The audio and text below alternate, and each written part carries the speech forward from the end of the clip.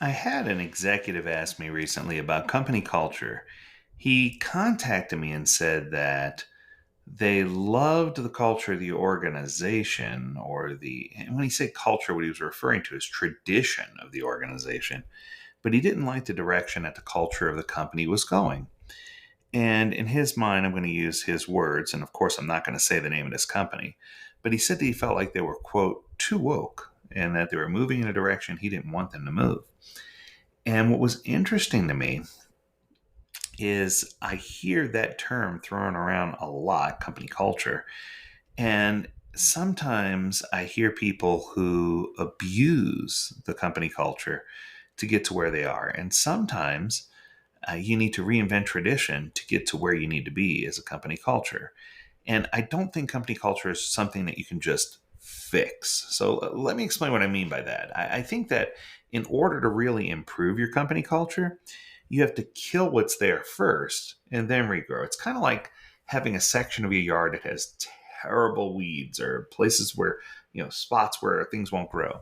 Sure, you can overseed, but then when you overseed, you're still going to have more weeds when you fertilize, and it's just going to make a mess. It's going to make things worse.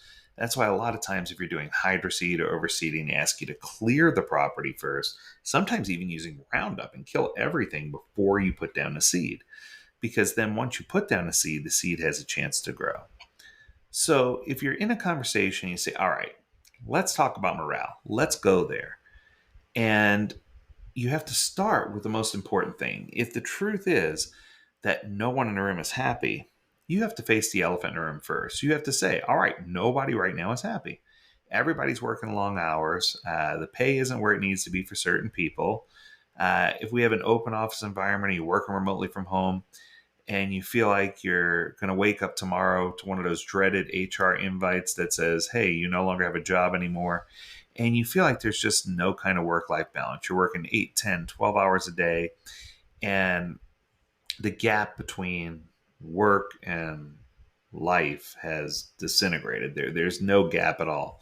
And everything in your life right now is so expensive that you're perpetually working in larger chunks just to salvage small slivers of happiness, to salvage small slivers of joy in your life. How do you get past this? The fact is, you're not happy, and everyone gets that. And if we're all here to be honest, I'll tell you that in many times, many situations, I can't say I'm happy either. I feel like when I see people who are struggling, it really upsets me. But all respect, I don't think I or any of your bosses are here to listen to all the complaining or to resolve interpersonal issues all day. I call this the wine and cheese party. There are a lot of people who bring a lot of wine, WHINE, but they never bring the cheese. So, one thing I do know for certain is that we all want to work. We all want to make money. It's 2024. We're all here. None of us would be here if we didn't see a higher purpose other than just earning a paycheck, right? Some people have always revolved around, but I'm trying to find the perfect company culture to fit in. And I get it. But the question is, how did your current company culture get off track? And how did it get so toxic? And can it be fixed? Does it work? Is there such a thing? If you want real talk about changing company culture for the better, you need to stick to the stuff that comes with really delineating what you can do as an individual to make things different, and not the corporate checkboxing and high price consultants with perma-smiles approach, right? I think that you need to start by identifying, and this is interesting because I gave this advice to a friend of mine who was trying to decide whether he should propose to someone or not. I said, the best thing you need to do first is decide what you don't want. Right? And it sounds crazy, but it's true. If you can decide what a company culture isn't, it's going to help you really determine what a company culture should be. It's if you boil down and you say, my company and its culture are fine, then great. You can stop here. You're good to go. But most people look at this and say, I need to get to the nitty gritty of what I can do to get all my cards on the table and figure things out. Culture isn't meant to be magic or mystic. It isn't like certain crystals or mantras or things that you do. It's not like the Force in Star Wars, although I wish it was sometimes. It's not something wielded by professionals who can mentally scrub an entire organization like a cleaning crew with bleach and touch-up paint. There are no wizards here. It's not Harry Potter. You need to figure it out in such a way that you're doing what you can to really make an impact. But I want to make sure I emphasize this to leadership, that culture also isn't policy. It's not mandates or slogans. I remember this brings to mind Office Space, right? Hawaiian shirt Friday, right? And while rules and mandates and slogans all have their place in an organization, culture is a bunch of individual viewpoints expressed as a single entity. You can't rule your way into changing someone's mindset. I'm going to say that again because I think that's probably the key takeaway from this episode. You can't rule your way into changing someone's mindset. And what a lot of people won't tell you is culture's not like a whiteboard. It's more like an etch-a-sketch. You can't just erase bits and write new things. You have to shake up the whole thing, wipe it out completely, and start over. Because when you think about what culture really is, a company culture specifically, right? Culture is a symptom and not a cause. Culture is a symptom. Culture is an outcome, not an input. It's a result, not an effort. Culture isn't actions. It surrounds us and penetrates us. It binds the galaxy together. But you see how easily someone can fall into one of those two camps that I just described up there? It's not always like that, right? Let me put it this way. There's a brand new company that just formed. It has no culture on day one, zero. There are only the interpersonal dynamics of a small number of people on a team. If I form a company with my best friend, the company culture will start off great until we actually have to get stuff done. Then conventional wisdom tells me it will go right back into the tank. Then it will continue to deteriorate for each new person that we bring on. If I instead form a company with acquaintances and strangers, we'll all be very careful to try to understand the interpersonal dynamics, and we'll all figure out ways to manage those dynamics in a way to produce positive outcomes for us and for them. That's one of the biggest things that you need to think about. And who am I kidding?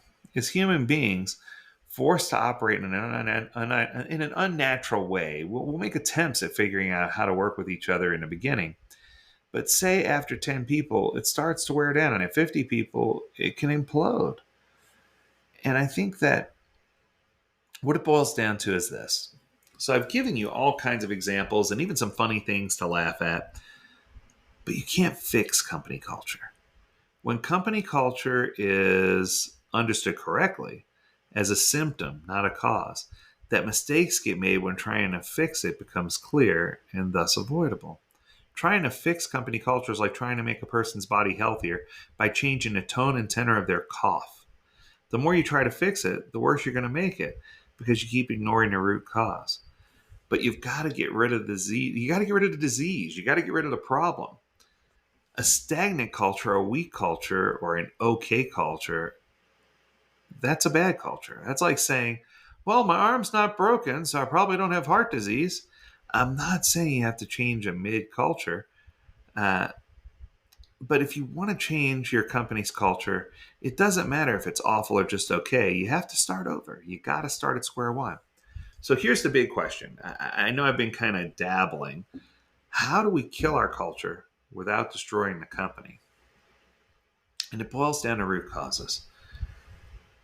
If you're thinking about taking care of the root causes, you need to first look at what leaders do. So leaders try to eliminate the root causes of a toxic or stagnant company by negotiating with them, fencing them in, or ignoring them and hoping they'll change on their own.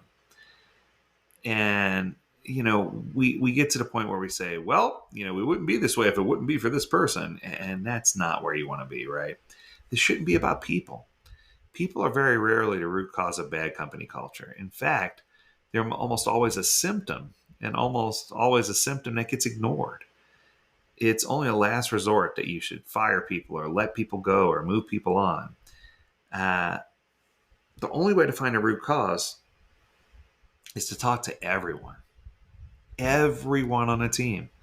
Leadership has to do this, not a committee, not HR, not an independent third party, not a contractor.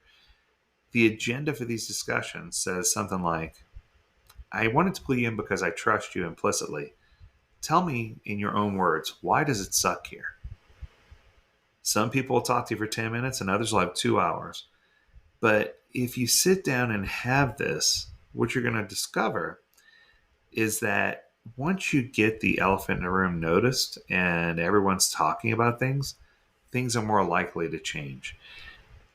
But the bigger piece is you have to give your culture room to breathe, right? The next thing you do after you have these conversations is nothing. Once you've eliminated the root causes of bad culture, all you have to do is sit back and give good culture a chance to materialize. Don't go making rules, mandates, and slogans, and don't get all spiritual until you see the culture start to tell you to do this and how.